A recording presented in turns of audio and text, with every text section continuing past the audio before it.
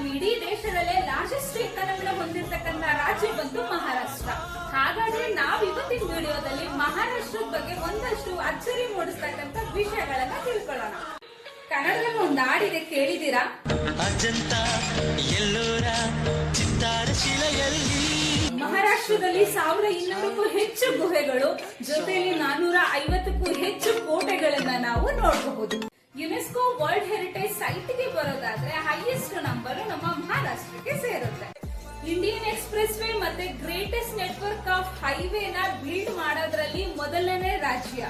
ಹಾವು ಬಂತು ಅನ್ನೋ ವಿಷಯ ಕೇಳಿ 3 ಕಿಲೋಮೀಟರ್ ಹೋಗ್ತಕ್ಕಂತ ನಾವೆಲ್ಲಿ ಪ್ರತಿದಿನ ಹಾವಿನ ಜೊತೆಗೇನೆ ಜೀವನ ಕಳೀತಕ್ಕಂತ ಜನ ಎಲ್ಲಿ? ಹೌದು, ಮಹಾರಾಷ್ಟ್ರದ ಶೇಟ್ಪಲ್ ಅಂತಕ್ಕಂತ ಒಂದು ಗ್ರಾಮದಲ್ಲಿ ಪ್ರತಿನಿತ್ಯ ಹಾವುಗಳ ಜೊತೆ ಸಂಘಾಟನ ನಡೆಸುತ್ತೆ. ಹಾವುಗಳು ಯಾವುದೇ ರೀತಿ ಅವುಗಳಿಗೆ ತೊಂದರೆ ಕೊಡ್ತೇನೆ ಅದು ಲ್ಯಾಂಡ್ ಆಫ್ ಸ್ನೇಕ್ ಅಂತಾನೆ ಫೇಮಸ್ ಆಗಿದೆ.